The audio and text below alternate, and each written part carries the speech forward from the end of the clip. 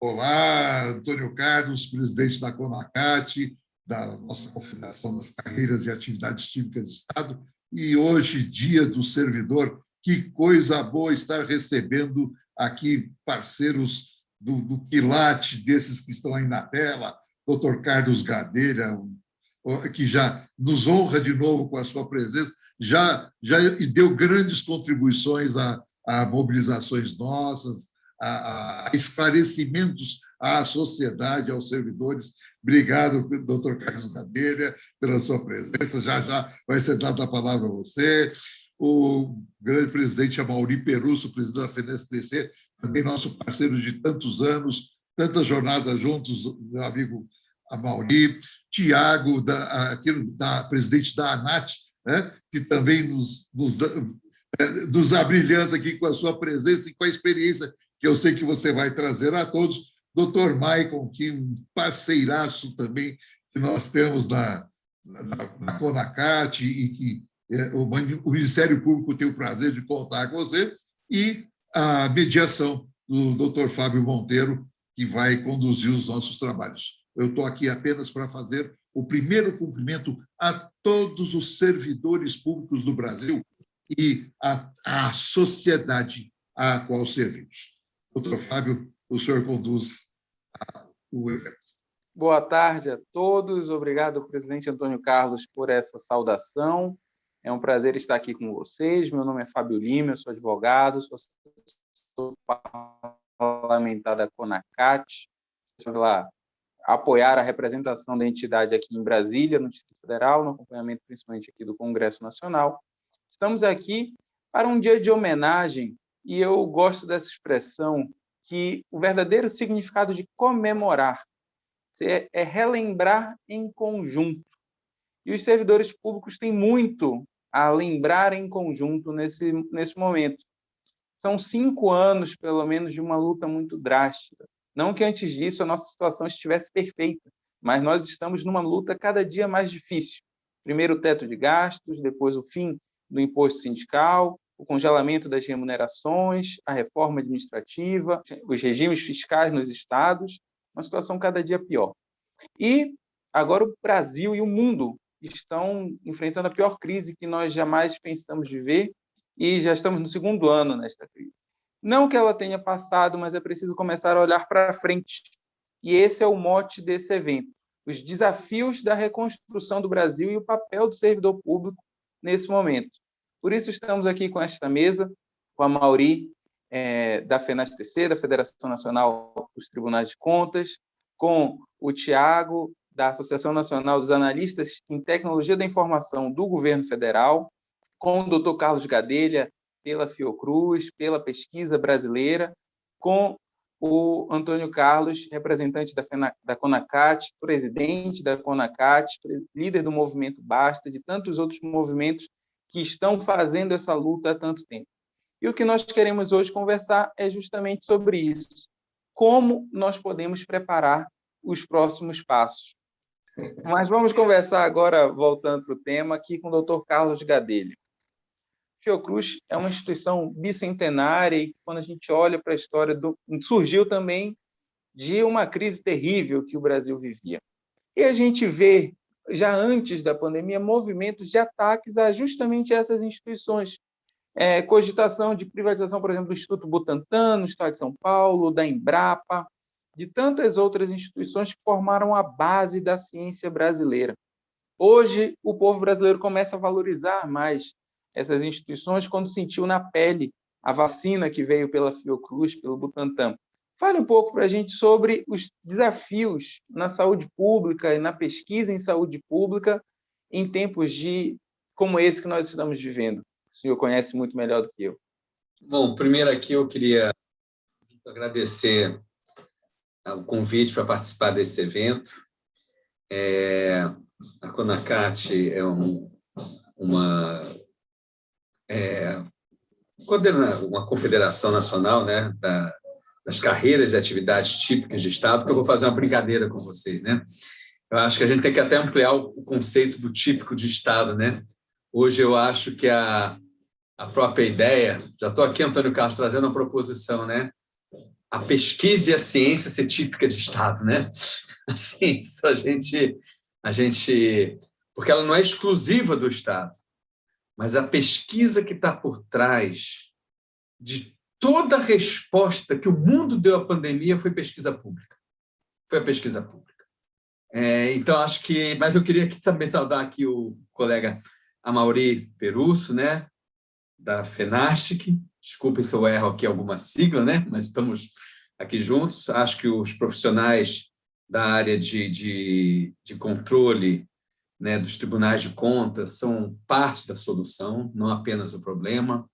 Como é que a gente consegue ter uma ética e uma administração para o desenvolvimento e, ao mesmo tempo, banindo a corrupção do nosso país. Eu acho que são duas coisas que a gente tem que viabilizar, né?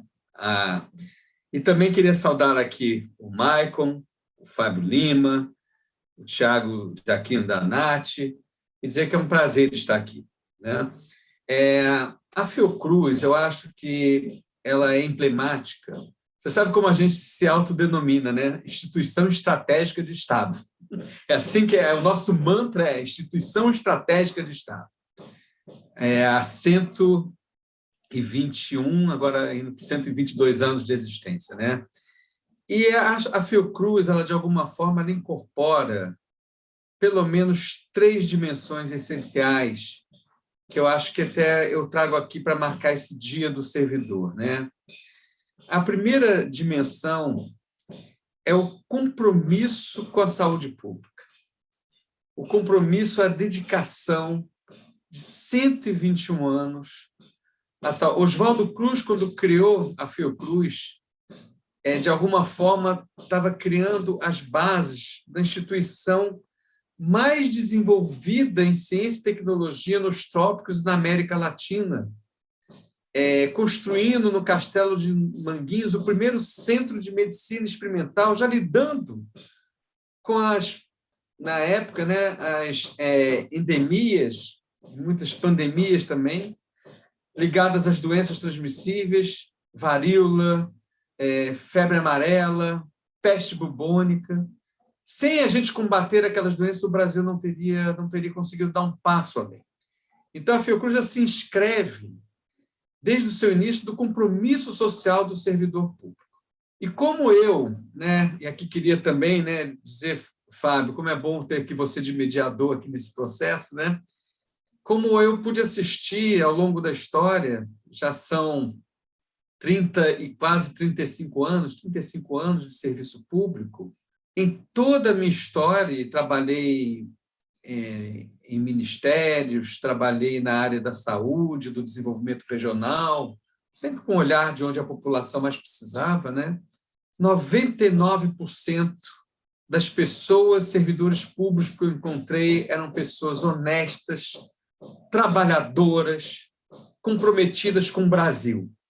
Nós não podemos, né, aceitar uma marca que é injusta e que não reconhece o papel de instituições como a Fiocruz na construção da própria nacionalidade do país. A Fiocruz entrou nos sertões com seus cientistas. A integração nacional dependeu, de certa maneira, do braço da ciência. Então, o primeiro ponto que eu queria dizer é a Fiocruz como instituição pública. A segunda dimensão, como a importância da ciência. Oswaldo Cruz foi o primeiro ministro da Saúde do Brasil. Ele acumulava a presidência do recém-criado Instituto Soroterápico Federal, depois do Instituto Oswaldo Cruz, depois da Fundação Oswaldo Cruz, com a direção da Política Nacional de Saúde. Ou seja, olhem bem, a política de saúde pública se confunde com a história da Fiocruz e que se confunde com a ciência. Era um cientista no comando da política nacional. E a terceira característica, e que já entra um pouco na contemporaneidade, na construção dos estados de bem-estar no pós-guerra, e que a gente criou na Constituição Cidadã de 1988, a Fiocruz representa também o Sistema Único de Saúde. Na época, o presidente da Fiocruz, Sérgio Arouca, foi uma liderança da criação não é apenas do sistema como sistema, da concepção moderna de que a saúde é um direito de todos e dever do Estado. É o que a gente está discutindo hoje na Covid, é o direito à vida. Nós não podemos ter uma sociedade partida, onde uns têm expectativa de vida de 80 anos e outros de 55, como se estivéssemos no século XXIX. Então, a CRUZ representa o servidor público, o papel do Estado no desenvolvimento e na própria nacionalidade, representa a ciência e representa o compromisso com o sistema social, com o sistema único de saúde e com os sistemas universais de saúde, que eu acho que é a razão de ser de todo servidor. Né? O pessoal me vê, acha que eu sou o teórico da inovação. Não, eu sou o teórico do acesso, o teórico do direito à vida, e que sem ciência e tecnologia a gente não tem o direito à vida. E a pandemia, fechando aqui essa pequena abertura, né, que me foi dada a honra de fazer aqui no nosso encontro, a pandemia nos mostrou que sem Estado, sem ciência, sem servidor público, sem sistema universal, nós não teremos um país digno de se constituir como uma nação livre e independente para cuidar de suas pessoas e das suas mulheres, dos homens, das pessoas que aqui habitam, dos cidadãos que a gente tem o dever constitucional de cuidar, né? Então, eu trago também um pouco essa mensagem da Fiocruz como instituição estratégica de Estado, para a gente saudar o Dia do Servidor com muita preocupação do contexto atual, preocupação com os cortes nos recursos para a ciência, preocupação com o subfinanciamento do Sistema Único da Saúde, mas também com uma aposta de futuro. Nós, inclusive puxando o setor privado, não como inimigo, mas o Estado tem que ser Estado, tem que dar o rumo, né? Nós somos parte da solução para o Brasil retomar o desenvolvimento com dinamismo, com equidade, com inclusão social e com democracia, né? É um pouco essas palavras iniciais que eu queria compartilhar com os amigos aqui presentes e com todos os servidores e não servidores, porque nós não somos, isso é outra coisa que a gente fala na Fiocruz. Você pode não saber, mas a Fiocruz está dentro de você. Está dentro de você. Então, isso é o lema da Fiocruz. Você pode não saber, mas a Fiocruz está dentro de você. Então, nós pertencemos à sociedade brasileira. Então, eu estou dialogando com os servidores, mas é uma mensagem também de acolhimento nesse momento tão duro da própria sociedade, que é o nosso grande patrão. Muito obrigado. Doutor Fábio, me permite... Muito obrigado, doutor Carlos Gadelha. Presidente, por favor, com a palavra. Não, até porque, com muita propriedade, o doutor Carlos Gadelha fez uma provocação à Confederação, à CONACAT, e eu quero só responder rapidamente. A pesquisa e desenvolvimento é, sim, típica de Estado, doutor Gadelha. Tá? E vamos deixar ainda mais claro na revisão estatutária que já está programada aí, colocando de forma expressa com todas as letras nos nossos estatutos. Tá? E só lembrando rapidamente, em complemento a isso e corroborando a sua colocação toda, eu lembro que no final dos anos 90, início dos anos 2000, nos Estados Unidos houve uma convenção de cientistas e o chairman of the board, que estava conduzindo todos os trabalhos, falou assim, eu tenho duas notícias para dar, uma boa e uma ruim. A boa é que foi feito o primeiro sequenciamento de genoma no mundo. A ruim é que não foi por americanos, foi por brasileiros. E pedimos que se levantem os brasileiros que estavam na plateia, participavam daquela pesquisa. Era a pesquisa, o desenvolvimento científico brasileiro, marcando pontos internacionalmente, como faz a Fiocruz. Queria só deixar registrado isso. Antônio Carlos, desculpe, depois eu vou me comportar aqui, mas porque também na pandemia da Covid, uma mulher, né, jovem, chamada Jaqueline, participou de um grupo de pesquisa, ela é ligada à Fiocruz Bahia e à Universidade Federal da Bahia, se eu não me engano, que sequenciou o vírus do novo coronavírus, né, do agente da Covid-19, em 2 dias. Em 2 dias, nesse Brasil que a gente vive, né? E nós também nos sentimos como carreira típica de Estado, a minha preocupação até mais para o futuro mesmo, da reforma administrativa e tal, da gente juntos estar com essa bandeira, né? E agradeço muito, agora falando corretamente aqui, a Confederação Nacional das Carreiras e Atividades Típicas de Estado, né? Eu me sinto representado por vocês. Muito obrigado, doutor Carlos. Obrigado, presidente. Antes de eu passar a palavra ao Mauri Peruso para considerações iniciais, vou colocar um ponto que tem me intrigado muito quando eu penso em futuro do Brasil. O Brasil privatizou para os Estados Unidos a base de lançamento espacial de Alcântara e hoje nós praticamente não temos mais um programa espacial. E quando você olha, não, porque o resto do mundo já está privatizando o programa aeroespacial com o Elon Musk, a Virgin e etc. Mas se não fosse a NASA, não existiria nenhuma empresa privada de exploração aeroespacial. Se não fossem 70 anos de investimento público pesado do governo americano, do povo americano, não existiria exploração espacial privada americana. E é isso que o Dr. Carlos trouxe hoje também na questão do Covid. Em todas as outras.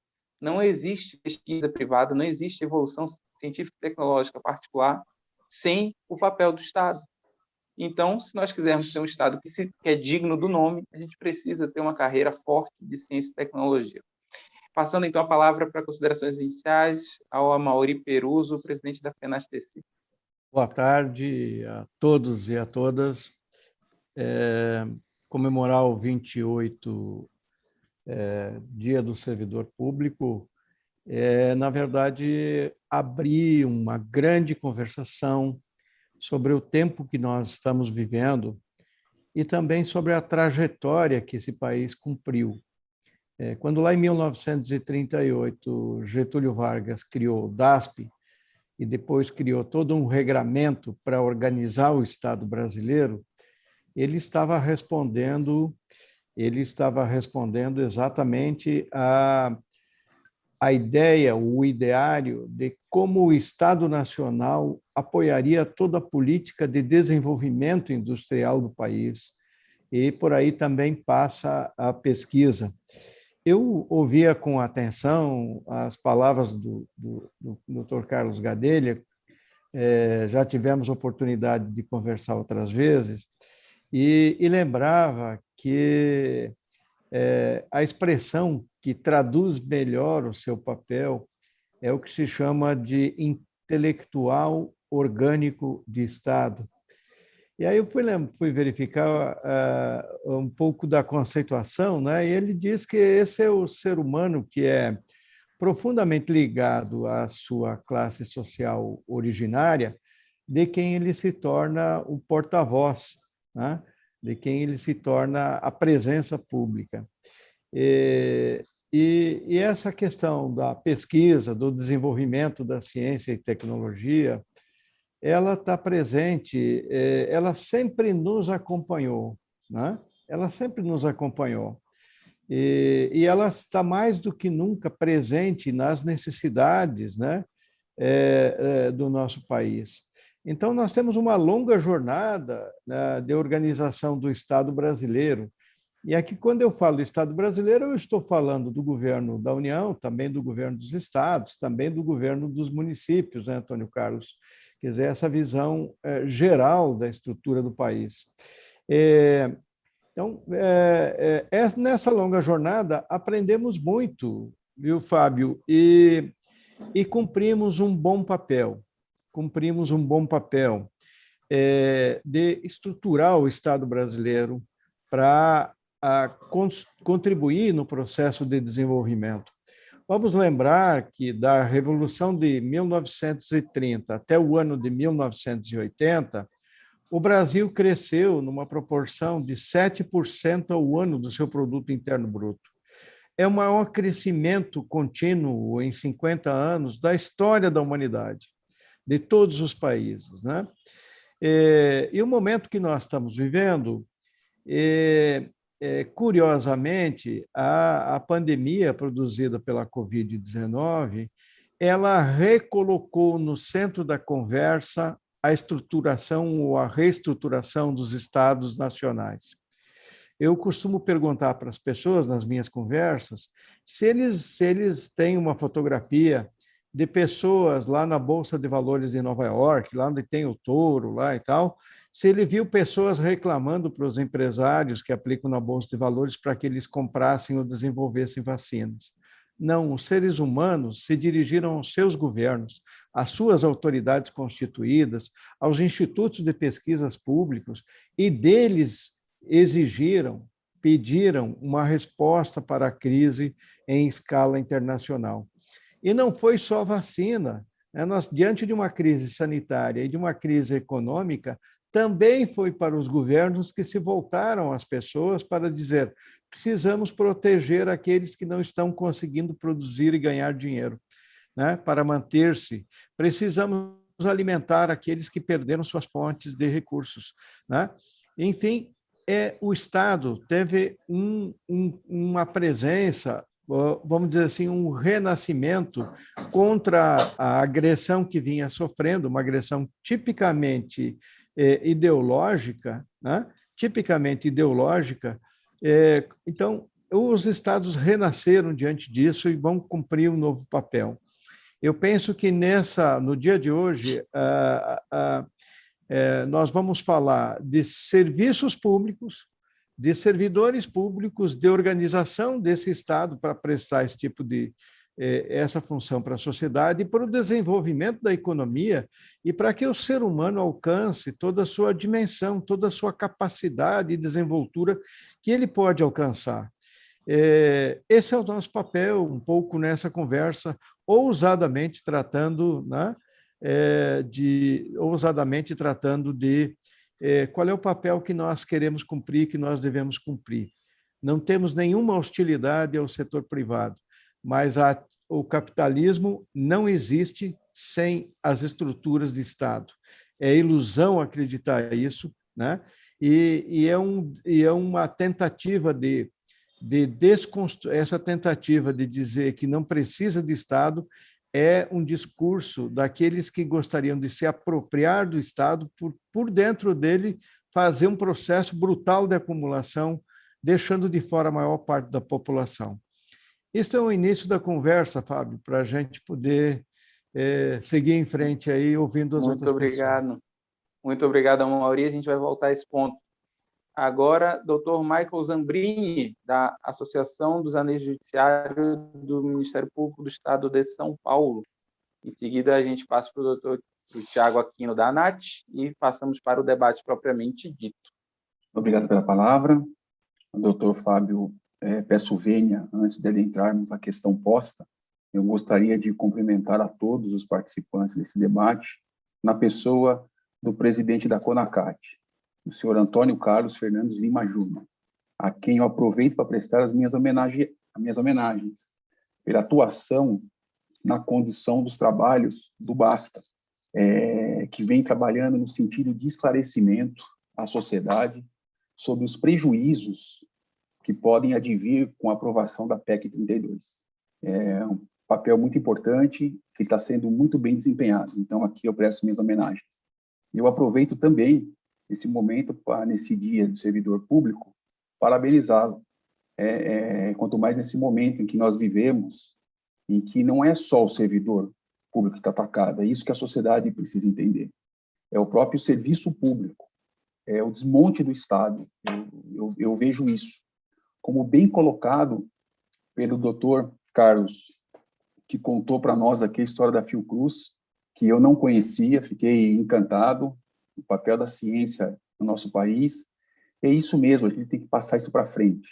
Mas, pois bem, a pergunta que foi dirigida a mim, a provocação dirigida a mim, né, pelo Dr. Fábio, eu acredito que deveria ter sido colocada desde o início pelos congressistas no próprio debate da PEC 32, da importância do princípio da impessoalidade na administração pública.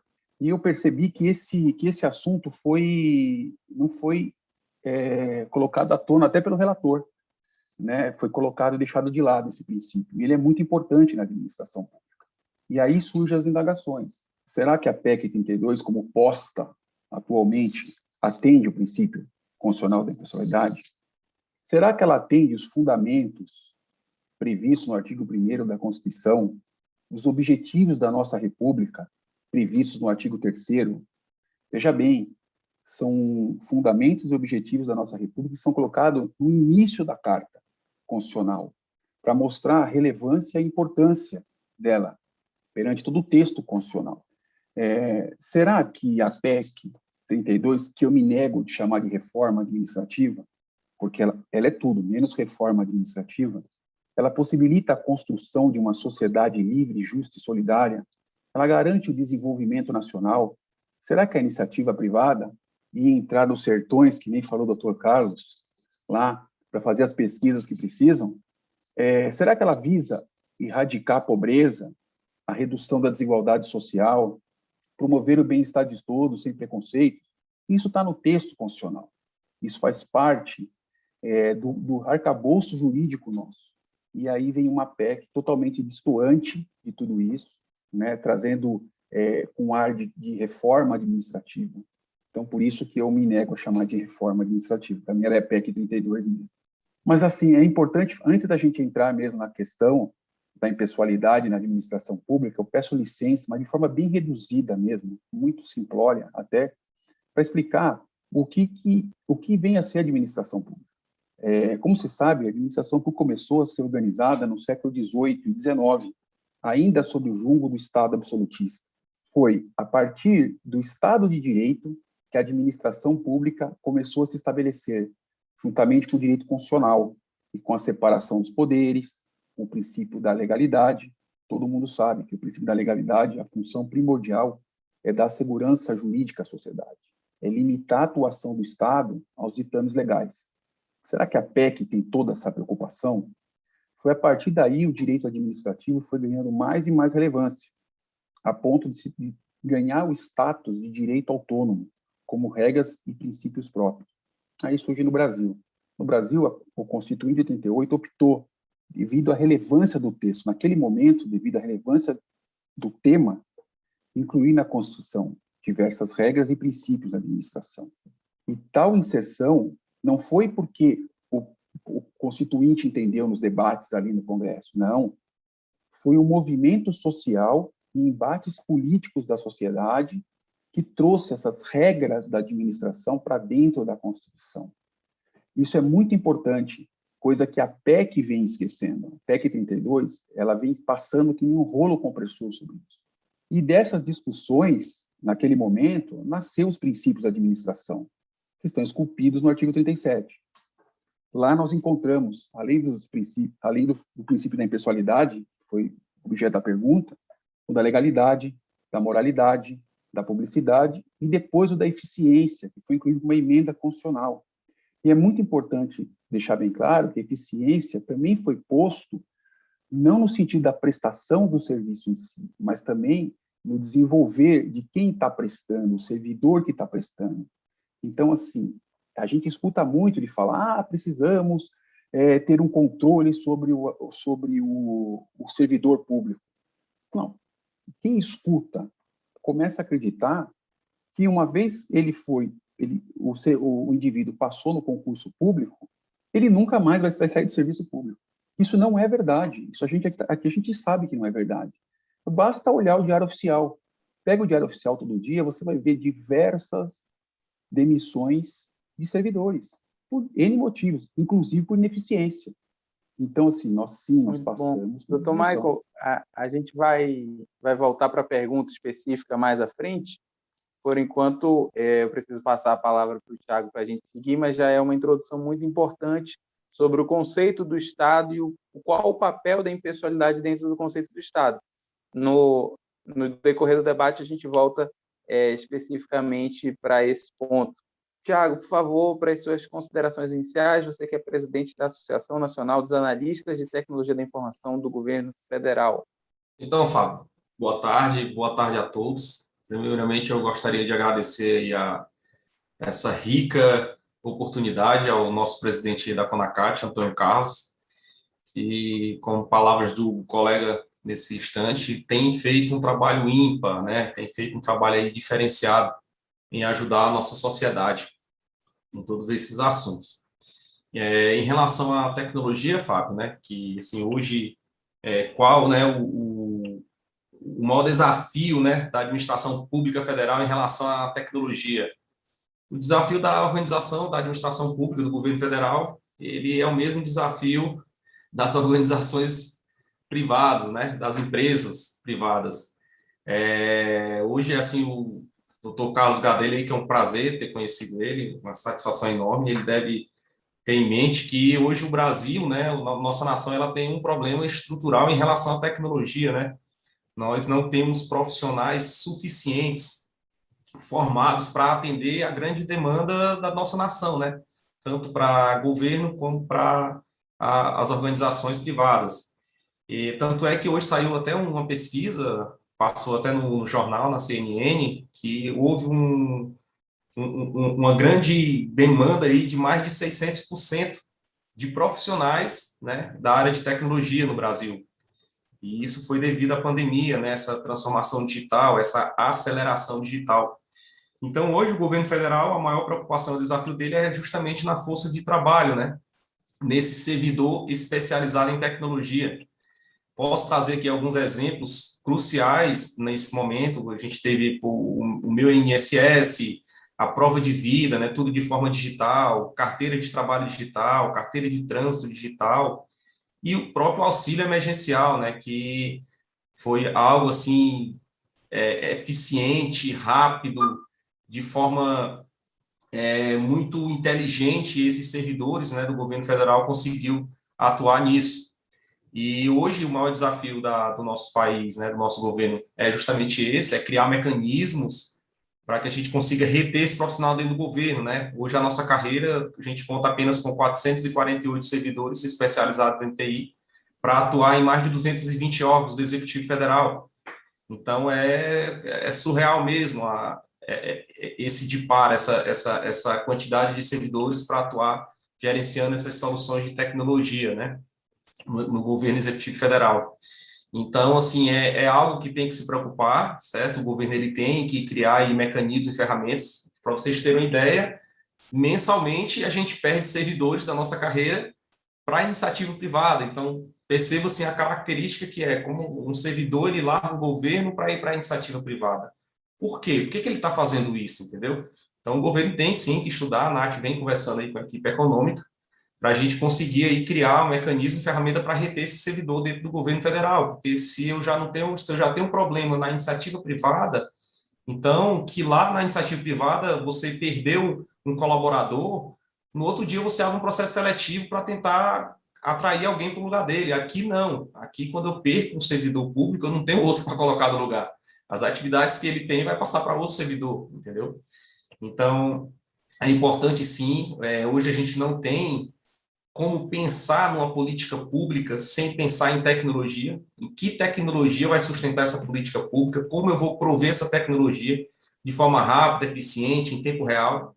Então, é algo aí que tem que ser discutido, inclusive na parte de pesquisa, de ciência, nas universidades. A gente tem que formar profissionais de tecnologia, tem que ter um trabalho de conscientização, né? A gente tem essa nova geração Z, né, que nascido nos últimos 10 anos, essa turma já tem pesquisas, olha como é importante a pesquisa, né, doutor Carlos?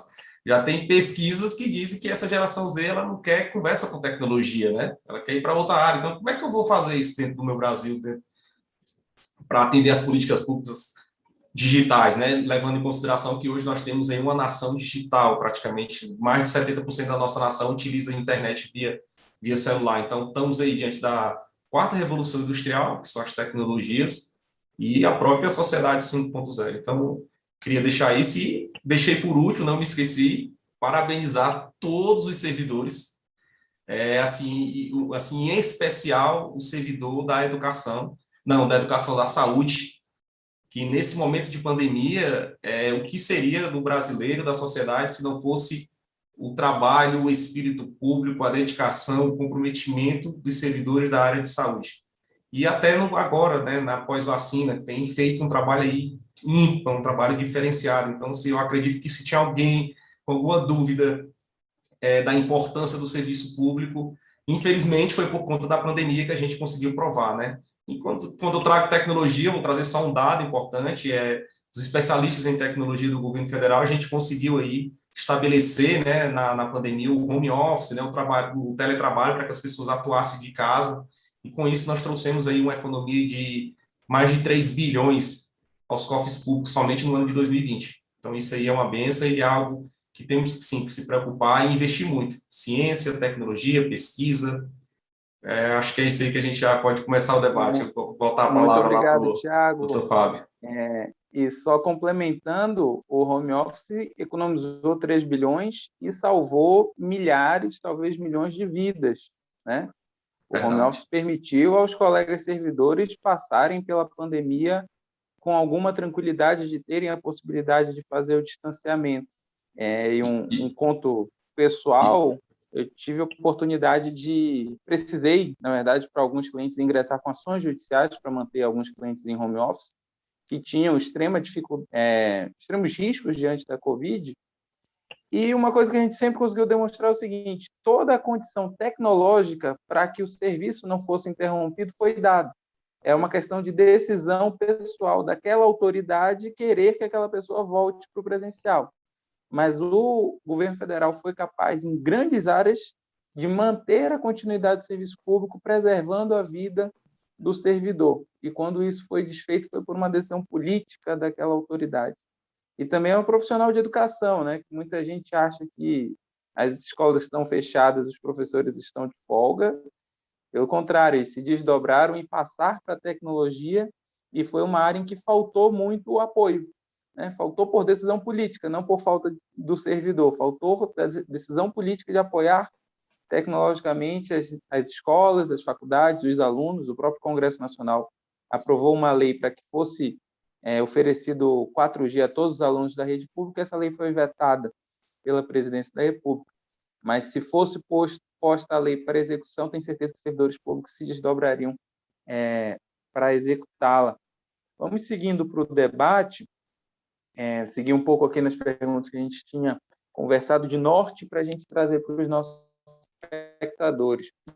O doutor Carlos já falou bastante da pública. Hoje, no Brasil, a gente teve até um seminário sobre saúde no começo do ano aqui na CONACAT. Os desafios para a gente dar o salto que o Brasil precisa na área de pesquisa, especialmente também em saúde pública. Eu vou aqui até fazer uma divulgação de uma revista que saiu no Centro Celso Furtado, chamado do Complexo Econômico Industrial da Saúde 4.0.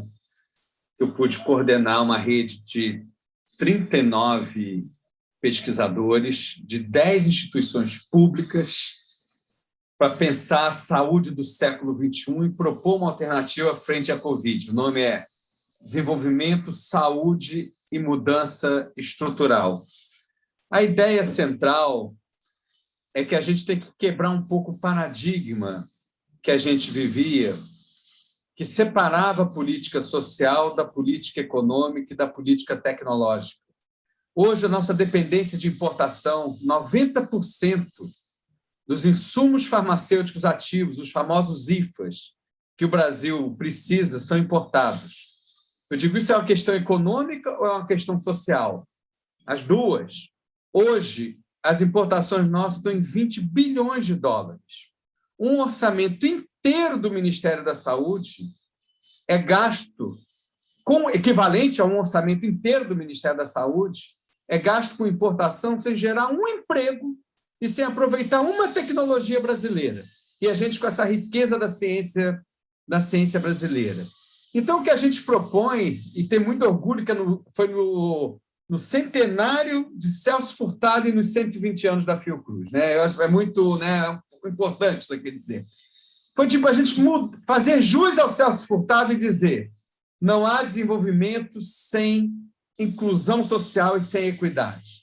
Celso Furtado, que era o grande defensor da indústria, falava: um país que tem indústria, mas que a população passa fome, não é um país desenvolvido. Não é um país desenvolvido. E a gente atualiza isso e coloca a área social, em vez de ser um fardo, em vez de dizerem que não cabe no PIB, que a nossa Constituição está errada porque não conseguimos pagar a Constituição, é o contrário. A gente mostra que a saúde gera 20 milhões de empregos direto e indireto, inclusive na área privada. A saúde gera 1/3 da inovação brasileira e mundial. A saúde permite a gente entrar na 4ª revolução tecnológica. E detalhe, os países que lideram o desenvolvimento em saúde, juntos estão avançando no seu sistema de proteção social. Não é verdade que é Estado ou mercado. Tem dado recente que mostra quanto mais o Estado gasta em ciência e tecnologia, mais o mercado gasta, porque você puxa o investimento mais arriscado em ciência é a pesquisa básica, que só o Estado faz. É o de maior risco. E por trás da vacina de RNA mensageiro tem ciência básica. Por trás do teste molecular, aquele que você coloca o cotonete, tem ciência básica. Por trás de uma simples máscara, tem a ciência básica da camada eletrostática que não permite que o vírus penetre nas pessoas. Tudo, o DNA recombinante, ele foi descoberto, a estrutura de dupla hélice do DNA, que deu origem ao DNA recombinante, que é a nova biotecnologia, foi descoberto pela ciência básica em 1957, por Crick e Watson. Eu vi na Universidade de Cambridge o orgulho que eles tinham disso. Então, a gente tem que quebrar um pouco o paradigma. Primeiro, o social não é que ele não cabe no PIB, ele é a solução para o PIB voltar a crescer. Eu tenho dito que o novo vetor do desenvolvimento brasileiro não é mais o automóvel, o petróleo no século XXI, ainda que a gente tenha que defender muito a Petrobras e tenha muito que defender as nossas riquezas, até para que a gente possa se preparar por uma economia descarbonizada. Mas o vetor do século XXI é o bem-estar. É educação, é saúde, é meio ambiente. Isso gera inovação, isso gera emprego, isso faz a gente parar de crescer 1%, 2%, 0% e retomar o desenvolvimento. Então, a gente mostra, e aí eu trouxe só aqui uma referência, que são todos servidores públicos, propondo um projeto de país que, em vez de você ver o social e o conhecimento como problema, como gasto perdulário, eles nos dão o caminho da solução. E esse caminho da solução não se faz sem Estado. Inclusive gerando emprego, renda e gerando impostos. Porque o pior para a finança pública não é a despesa, é a arrecadação. E a injustiça tributária que a gente tem que atacar nesse país. É o país com o sistema tributário mais injusto do mundo. Não é cortar... Eu adorei aqui o que vocês falaram. Não é o servidor público, é o serviço público. O serviço público na saúde é cuidar de gente. É a pessoa... Uma vez tinha um profissional da saúde, eu encerro aqui essa fala, que falou, eu fui na casa de um idoso e ele precisava de carinho. Ele não precisava de medicamento, de técnica. Se eu não fosse lá, talvez aquele idoso tivesse se suicidado. Eu cuidei. Se eu não tenho atenção primária, a gente tinha que ter uma grande bandeira. Atenção primária para 80% da população brasileira. Não existe sistema universal sem atenção. Atenção primária resolve 80% dos problemas de saúde. E muitas vezes o problema de saúde é tristeza, é depressão, é não ter cuidado. Então, para mim, o servidor público é um cuidador do público. O que eu vejo na saúde é o cientista descompromissado do interesse imediato dele. São todos sonhadores e dedicados. E, ao mesmo tempo, geram um patrimônio que a gente não pode, hoje, para cuidar das pessoas, não ter ventilador no Brasil, não ter teste, não ter vacina, não ter produto para anestesiar a pessoa quando é entubada. Eu me lembro aqui de uma frase do Silvio de Almeida que falava: quem não defende o SUS está defendendo o racismo. Porque o SUS permite, quando a gente entra na fila de vacina, aquilo é uma fila de cidadania. Não tem raça, não tem credo, não tem nível de renda. Ali nós somos todos brasileiros tomando vacina, né? Então, eu queria passar que isso tem uma visão teórica, sim, a gente tem que ter... Ninguém vai adiante se não sabe para onde vai chegar. Mas uma visão de compromisso ético da ciência, da economia e da produção nacional. E aí eu acho que esse encontro aqui nosso marca, através de diversos olhares, né, diversas instituições, diversas áreas do serviço público, como a gente tem que estar junto neste momento em defesa da economia nacional, do Estado, da vida e da sociedade brasileira. Muito obrigado, doutor Carlos. Vamos passar agora ao Amaury, da FENASTC. Amaury, a gente está aqui nessa luta, né, conversando toda semana sobre a PEC 32, e o que a gente viu muito, desde aquela fatídica frase do parasita e da granada no bolso do inimigo, o quanto o servidor está desprestigiado, está desrespeitado, com esse antagonismo, né, do servidor despesa, do servidor que é a razão do cidadão brasileiro tá perdendo seu emprego, está empobrecido. A gente já começou agora a conversar aqui, o professor Carlos já trouxe um pouco disso, da necessidade de como esse investimento gera mais recursos para a sociedade como um todo, mas queria começar com você um pouco sobre o como. Como a gente pode começar a mudar essa narrativa e levar a sociedade a entender esse papel, essa peça-chave que é o servidor público e o serviço público na transformação social? Então, a essência é compreendermos que serviço público é uma continuidade. Assim como a construção de um Estado é uma continuidade. Talvez o que nós estejamos vivendo, Fábio, nesse momento, com maior profundidade nesse país, é a orfandade de um projeto de nação onde todos nós possamos nos enxergar. A PEC 32, que você está mencionando, ela é provavelmente uma das últimas peças de um grosseiro processo de desconstrução da vida nacional.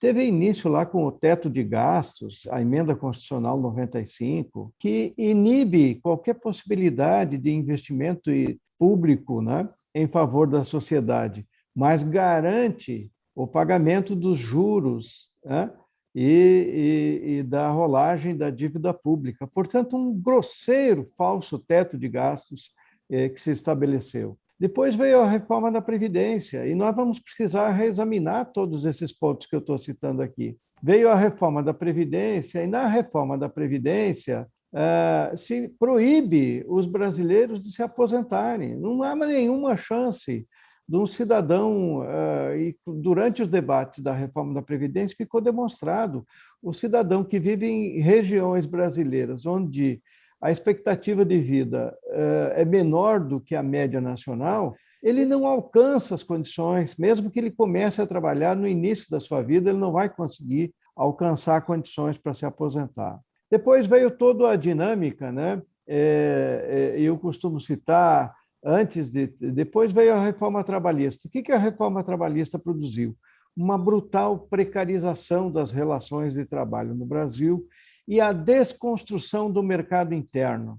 Isso é tão grosseiro quando a gente ouve algumas pessoas que se dizem representantes do empresariado, porque não devem ser originariamente ou legitimamente representantes, porque de cada 100 automóveis produzidos no Brasil, 85 são vendidos para brasileiros. Só que eles retiraram a capacidade dos brasileiros de comprar automóveis, geladeira, fogão, micro-ondas, essas coisas todas, né? Não parou por aí, né? Veio a história da chamada autonomia do Banco Central, né? Por que a autonomia do Banco Central tem a ver com os trabalhadores? Porque os países centrais estão nos mostrando que para nós sairmos da crise, Fábio, será necessário juntar duas coisas: política fiscal, portanto, nós vamos ter que cobrar de quem tem condições de pagar, cobrar dos ricos e desonerar os pobres, porque hoje nós estamos obrigando os pobres no Brasil. Às vezes, outro dia eu estava numa conversa e um amigo disse, mas nesse país não tem obrigações. Eu falei, os pobres têm tamanha obrigação nesse país que são eles quem sustentam o Estado Nacional. É só essa pequena obrigação que eles têm. Eles sustentam o Estado Nacional. Eles são sobre quem recai, né, a tributação nesse país. Então, mas o Banco Central tem a ver com o quê? Tem a ver com a necessidade de nós juntarmos política fiscal e política monetária. né, para podermos fazer os investimentos necessários, seja eles em infraestrutura, seja em ciência e tecnologia, seja em educação, seja em qualquer outro setor do desenvolvimento nacional. E aí veio um processo brutal de privatizações que desorganiza a infraestrutura do país. Então, se juntarmos tudo isso, bom, mas eu, sem querer me alongar, eu só queria contar aos nossos ouvintes uma pequena informação que eu acho que é importante a gente trabalhar. Quem assina a PEC 32, que mandou para o Congresso Nacional, que é o último dos grandes atos de ataque de desestruturação do Estado Nacional, é o senhor Guedes, né? Todos nós, boa parte dos brasileiros, ficaram chocados nos últimos dias. Não é a declaração de hoje que ele disse que um burro foi para o espaço. Nós sabíamos que uma cadela tinha sido mandada para o espaço lá pelos russos. Agora o ministro da Economia informa que também um burro foi para o espaço, né? Mas não é isso que choca os brasileiros, porque isso faz parte do anedotário da falta de respeito de um ministro para com outro ministro. O senhor Guedes foi apanhado com 9,5 milhões de dólares depositado num paraíso fiscal. Vamos ter claro que paraíso fiscal é esconderijo fiscal, né? É para onde vai o dinheiro do contrabando, do tráfico de drogas, do tráfico de armas, do tráfico de seres humanos, né? Do superfaturamento dos laboratórios que vendem placebo em vez de vender medicamentos. Tudo isso vai para esses ambientes. Mas vamos ficar chocados com o fato de que o Guedes e o Esteves, em sociedade, criaram o Banco Pactual. E quando criaram o Banco Pactual, no primeiro ato, eles abriram 38 filiais em paraísos fiscais. Essa informação é reservada? Não, está lá no organograma do Banco Central. Está informado lá, portanto, é pública. 38 filiais em paraísos fiscais. E olhem, amigos, este é o ministro que assumiu 5 ministérios no governo. O último cidadão que havia assumido o Ministério da Economia tinha sido o Delfim Neto, lá do miserável governo do João Figueiredo, o último dos generais da ditadura. Lembra do João Figueiredo? Aquele que gostava mais de cheiro de cavalo do que de seres humanos, né? E declarava isso solenemente. 2 ministérios o seu Delfim Neto dirigia. E já era um desastre juntar planejamento com fazenda. O Guedes estava com 5 ministérios sob sua responsabilidade, incluindo trabalho, previdência, o Ministério de Desenvolvimento, o antigo Indústria e Comércio, né? Planejamento e fazenda. Olha o tamanho desse cara. E é esse cara que vai ao Congresso propor a PEC 32, mas é o cara do Banco Pactual. E aí, nos esconderijos fiscais, e é o que nos deve deixar chocados, Fábio, tem, segundo o Credit Suisse, lá que é o Banco da Suíça, pesquisou, tem cerca de 31 trilhões de dólares. 31 trilhões de dólares. Com 31 trilhões de dólares, a humanidade resolveria os problemas gerais que ela tem, de fome, de desabastecimento, de atendimento de água, de educação. Essa é a fortuna que está sendo escondida da humanidade. Esta é a grande corrupção do nosso tempo. Pois este é o ministro que vai ao Congresso Nacional e diz assim, tem que acabar com a estabilidade dos servidores públicos. E que mexe, e aí agora o doutor Maicon deverá tratar com mais profundidade, e que vai lá tentar alterar o artigo 37. Com que redação? Com a redação do Pinochet do Chile.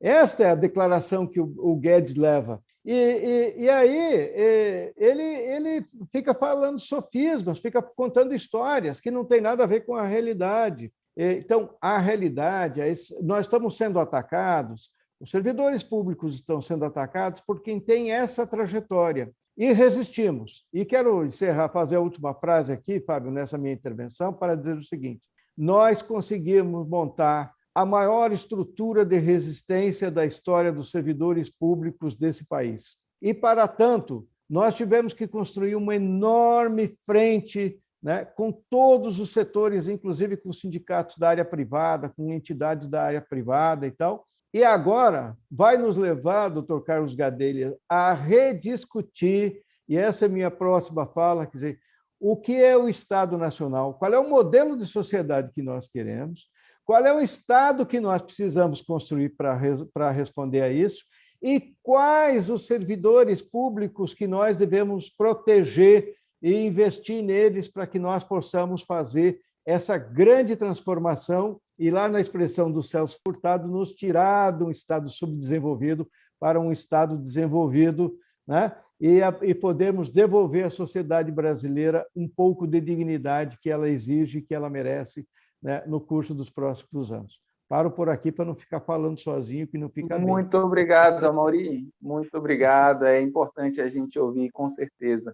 Vamos agora falando sobre a necessidade da existência de um Estado. Se precisa existir um Estado, ele precisa ser administrado. E esse Estado ele pode pertencer ao rei ou ele pode pertencer à sociedade. Entendo que o Estado que pertence à sociedade, ele precisa ser impessoal. Fala um pouco sobre isso com a gente, doutor Maicon, sobre essa relação entre impessoalidade e a PEC 32, principalmente. Como que ela afeta a impessoalidade, como que a gente pode se defender e qual a importância disso realmente para o cidadão que está lá na ponta e que pode estar achando que isso é todo um juridiquês nosso aqui. Como a gente sabe, um dos princípios mais importantes da administração é o princípio da impessoalidade. No âmbito do direito administrativo, no âmbito da administração pública. É através desse princípio que os princípios fundamentais e os objetivos da nossa República são materializados. A partir deles, a partir da prestação de serviço público de forma igualitária, que vem sendo resguardado pelo princípio da impessoalidade, é que se atinge os princípios fundamentais e os objetivos da nossa República.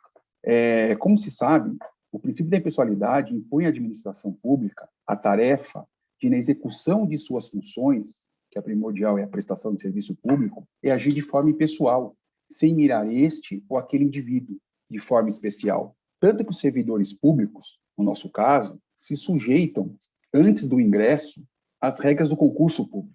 Depois vem todo um processo de estágio probatório, com duração de 3 anos. E, além disso, no decorrer de toda a sua vida funcional, ele passa por diversas avaliações funcionais. E, na verdade, uma vez aprovado no concurso público, o indivíduo nunca mais deixa. Muito bom, Maicon. Acho que justamente o que você coloca é isso, né? Se você tira o princípio da impessoalidade no acesso ao serviço público, se você tira a impessoalidade na gestão do servidor público, né? Como você coloca, o servidor, ele pode sim ser demitido, se ele descumprir os seus deveres, só que o processo para demitir também tem que ser impessoal. O grande risco é se ser servidor público for o serviço público, para quem está na ponta, também vira um favor, porque eu devo meu cargo não à sociedade, eu devo meu cargo a quem me deu o cargo, que é o dono do Estado, né? Quem se apropriou do Estado, como a Amaury já colocou, e que a grande intenção é um grupo se locupletar do Estado para enriquecer de forma acelerada, utilizando o nosso trabalho. Aí vem a indagação do início. Será que a PEC 32 atende o princípio da impessoalidade tão cara à sociedade, que veio de conquistas? Creio que não. Com toda a minha convicção, não apenas para o seu servidor público, mas também para o seu usuário do serviço público. Como bem colocado pelo doutor Carlos, pelo Amaury, a nossa Constituição se preocupa com o bem-estar social, criou um capítulo sobre direitos sociais. Por essa razão, devemos refletir como ficaria a prestação de serviço sem um servidor público estável, devidamente aprovado em concurso público, com autonomia, a realização de suas atribuições à luz da finalidade pública, sem qualquer interferência política ou receio de perder emprego. É aí que ganha notoriedade e relevância o princípio da impessoalidade.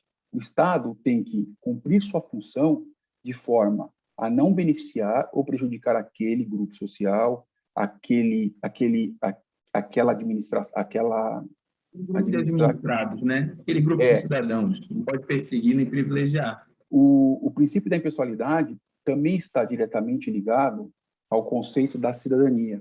E isso a PEC 32 não traz ganho à sociedade. Não tenho dúvida hoje que o serviço público é prestado para atender os interesses da sociedade. O servidor público serve à sociedade. E com a PEC 32, abre-se uma brecha para que o serviço público seja terceirizado à iniciativa privada. E a quem o funcionário servirá? Essa é uma indagação que tem que ser colocada para a sociedade. Excelente, realmente, a gente pensar, porque não existe impessoalidade pela metade.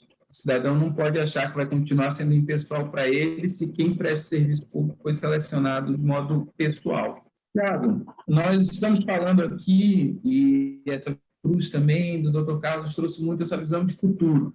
Só que a tecnologia não é o futuro, a tecnologia é o presente. E como o Estado brasileiro está se preparando, como a União, principalmente, está se preparando para se adaptar às demandas tecnológicas cada vez mais altas? Ele está olhando para isso, ele está estruturando um grupo de servidores preparado para isso?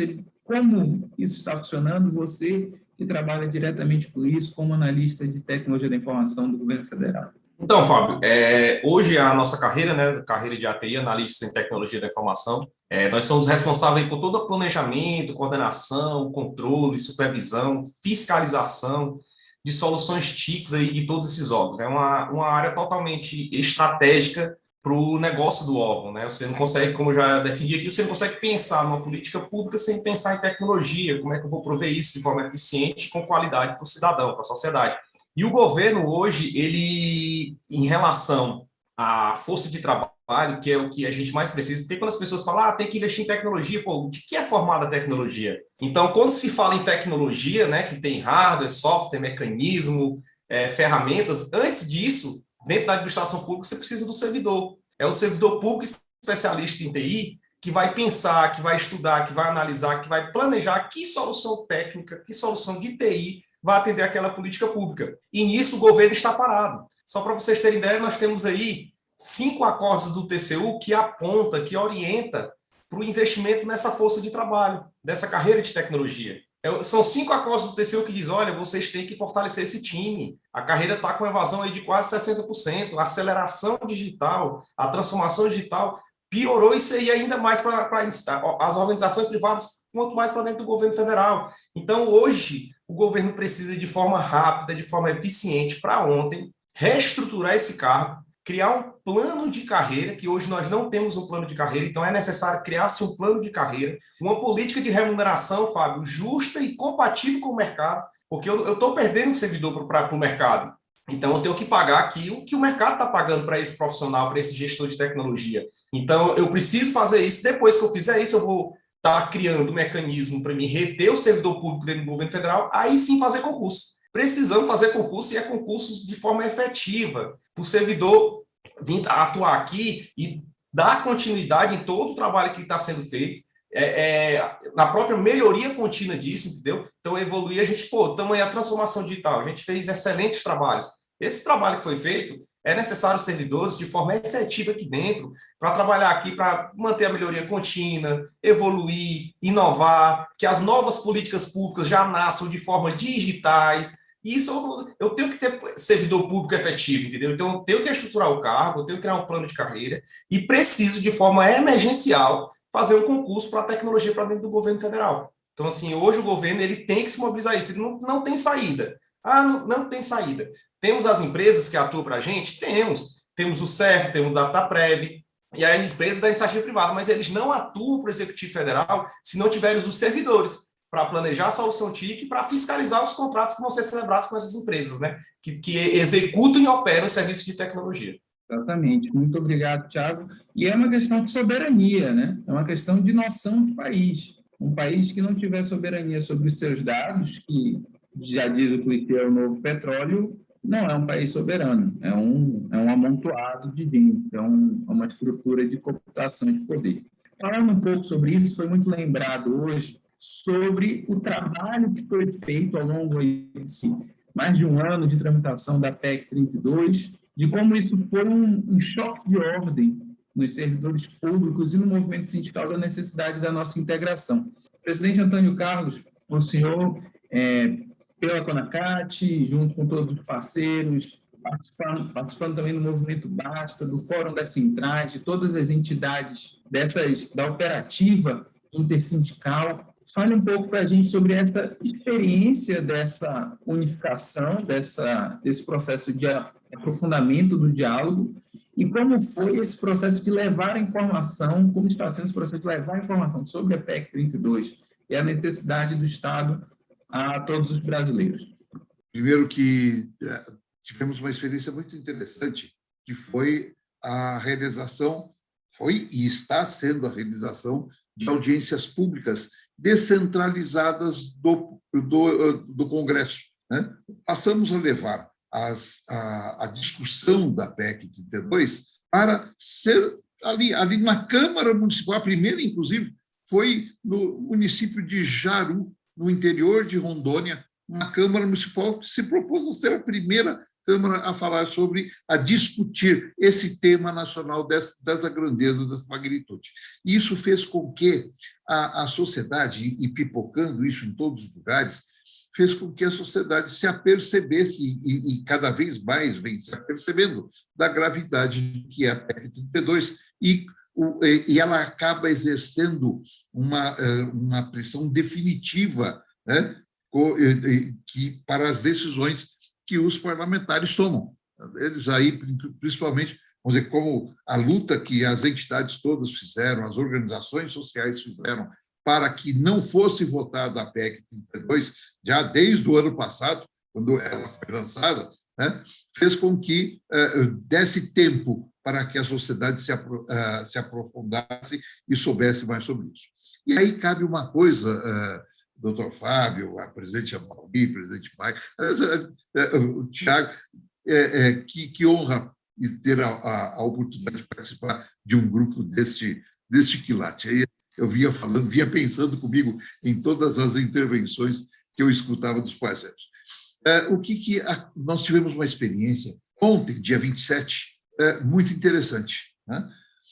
Foi reeditada uma parceria das organizações sociais, do BASTA, enfim, das entidades que fazem parte deste processo, com o que se chama quarteto de youtubers, que é um pessoal que tem uma atuação muito forte junto a aposentados e pensionistas do INSS, eles têm uma atuação muito grande. E aí, entramos todos nessa luta, o BASTA entrou com a participação em todos os grupos de todos os estados.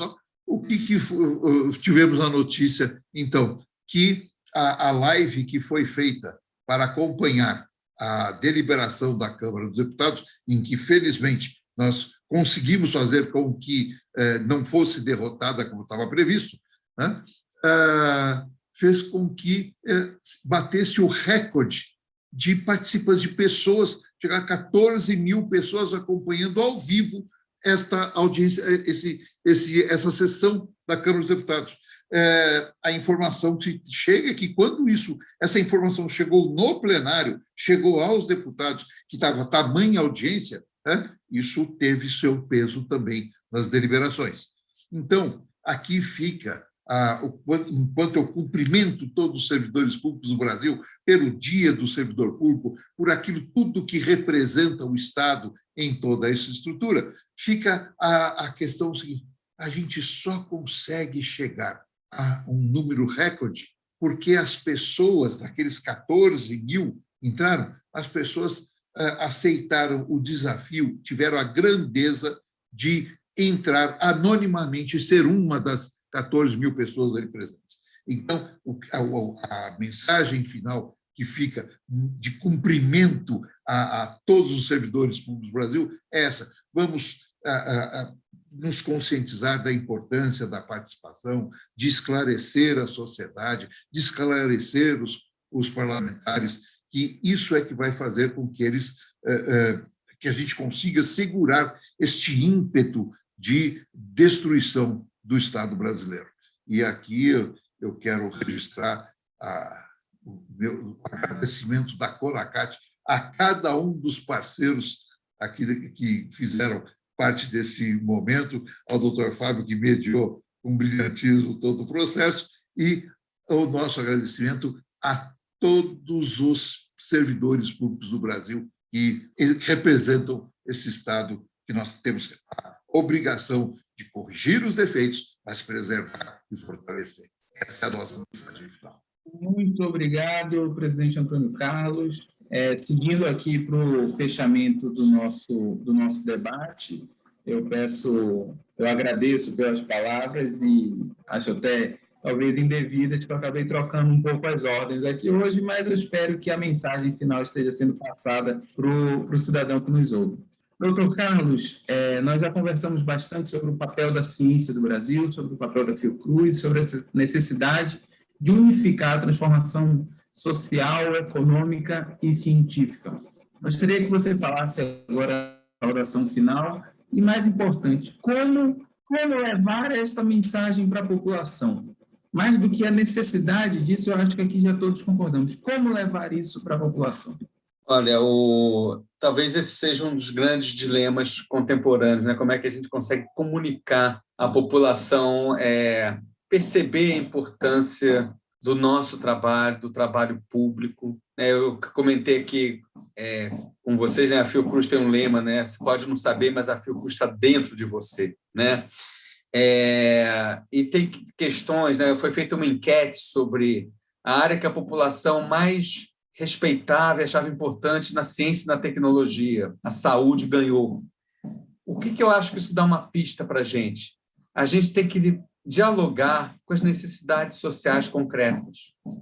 Não do serviço público, do servidor público pelo servidor público, não da ciência pela ciência, não da tecnologia pela tecnologia.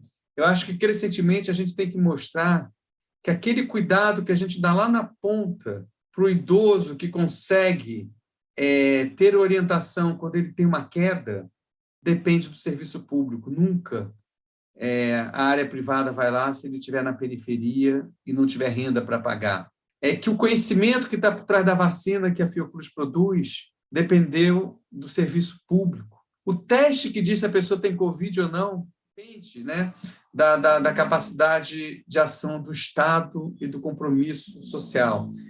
Eu acho que a gente tem que quebrar um paradigma e não aceitar mais essa injustiça que se faz com os servidores públicos e com o Estado brasileiro.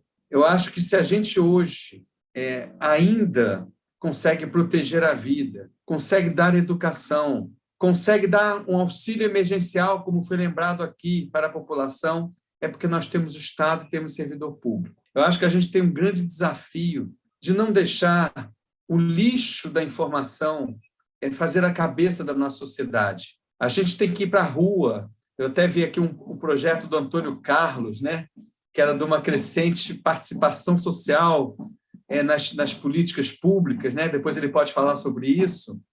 A gente, em vez de ficar em casa triste por conta de uma injustiça, a gente tem que ir para a rua mostrar nosso valor. Quem defende a vida, quem está junto da população excluída, quem está preocupado com a pobreza, quem está preocupado com a inclusão, quem está preocupado com acesso à vacina para todo mundo que precisa e não só para os ricos, são os servidores públicos, é o Estado. E a gente, com isto, pode, inclusive, ajudar a criar um ambiente para o investimento privado ocorrer e para aumentar emprego e renda no Brasil.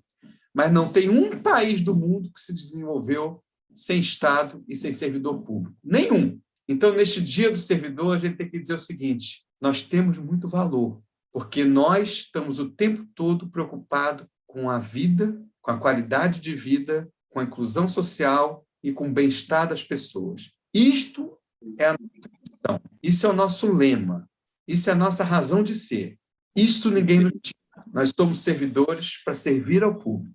Nós somos de vocês, brasileiras e brasileiros. Acreditem e não deixem destruir um patrimônio que é do povo brasileiro, que é o Estado que foi criado na ciência, na tecnologia, na regulação, no financiamento, nas políticas públicas. Sem isso, será a barbárie, será a degradação da nossa sociedade.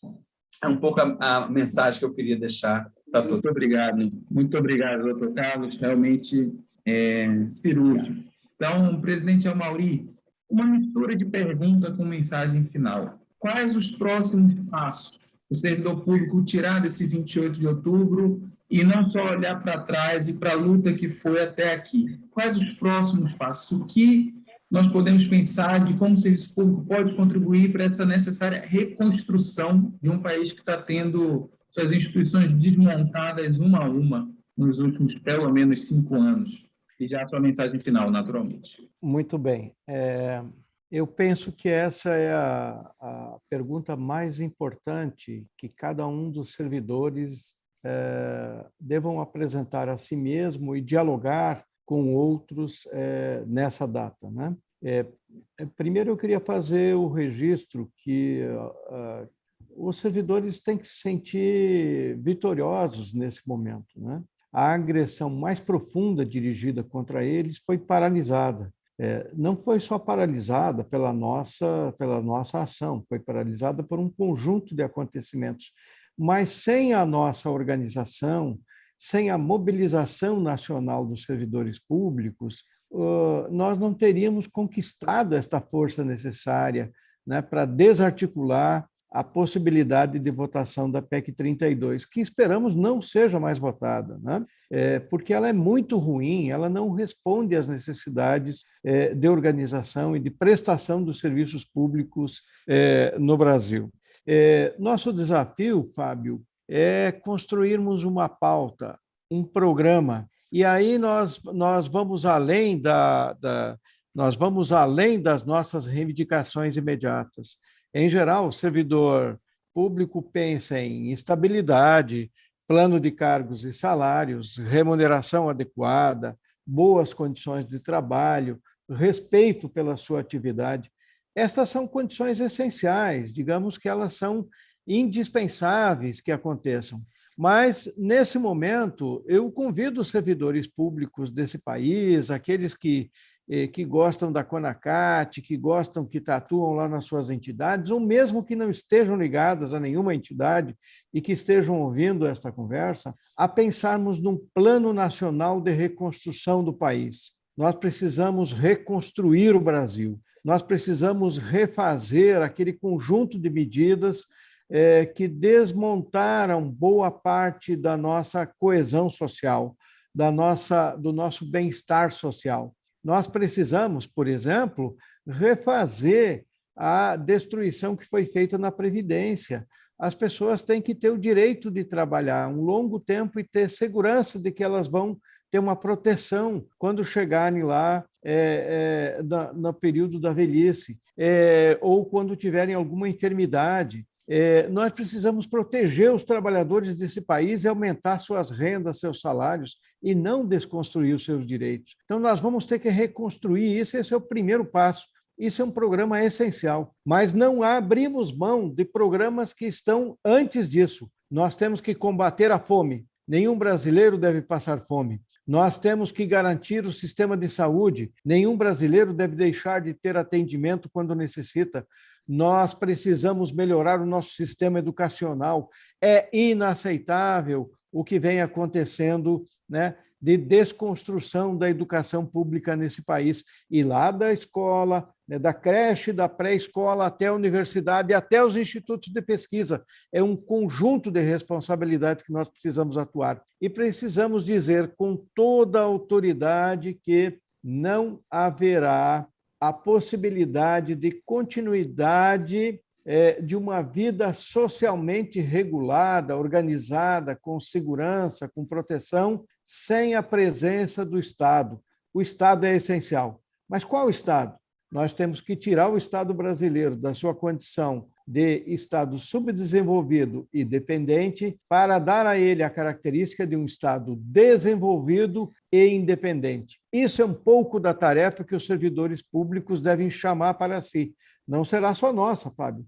Nós teremos aí os trabalhadores da área privada, nós teremos intelectuais, nós teremos a universidade, nós teremos empresários brasileiros interessados em construir um país. Só estarão contra aqueles que vivem de renda, aqueles que acumulam riquezas e aqueles que não têm respeito pelo povo brasileiro e que ficam depositando seu dinheiro nos paraísos fiscais porque têm medo do povo. Esses estarão contra a gente. Fora isso, acho que podemos construir um grande eixo de unidade nacional para reconstruir o Brasil, e nós, servidores públicos, com toda a informação e todo o compromisso que temos com a população brasileira, podemos cumprir ainda um grande papel. Parabéns ao Dia do Servidor Público, meus parabéns ao Antônio Carlos aí por organizar essa conversa em nome da CONACAT, e minha homenagem a todos que participaram aqui deste diálogo. Obrigado. Muito obrigado, Mauri Peruso. Palavras finais, por favor, 1 minutinho cada um, para compensar os erros do mediador. doutor Maicon primeiro, Tiago ao final, e a gente declara encerrado em seguida. Bem, nessa data importante para o servidor público, eu gostaria de parabenizá-lo e dar uma força. A gente tem que nem falou a Maurício, a gente tem que acreditar, a união, a força, a sociedade vai enxergar e vai vir do nosso lado. Então, nesse momento, a gente pede que todos se unam, ninguém aqui está defendendo os seus interesses só particulares, mas sim nós estamos defendendo o serviço público. Então, nesse momento, eu agradeço, um abraço a todos e parabéns pelo evento. Obrigado, Maicon. Tiago, por favor. Tiago Aquino, presidente da ANAC. Esse dia tão importante aí para o serviço público brasileiro, né? O Dia do Servidor Público. Parabéns a todos os servidores do Brasil. Que Deus possa abençoar cada um. Deus possa abençoar o lar de cada um. Que Deus abençoe grandemente o nosso presidente aí da CONACAT. Tem feito um trabalho extraordinário. Sentimento de prazer e satisfação em presidir a ANAT e ser um dos associados da CONACAT, viu, Antônio Carlos? E que Deus possa abençoar o nosso Brasil. Um forte abraço aí para todo mundo nesse dia tão importante para o nosso Estado. Muito obrigado, Tiago.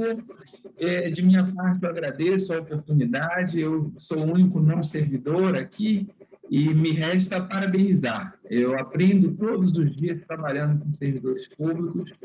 Os mitos se desmontam à nossa frente diariamente.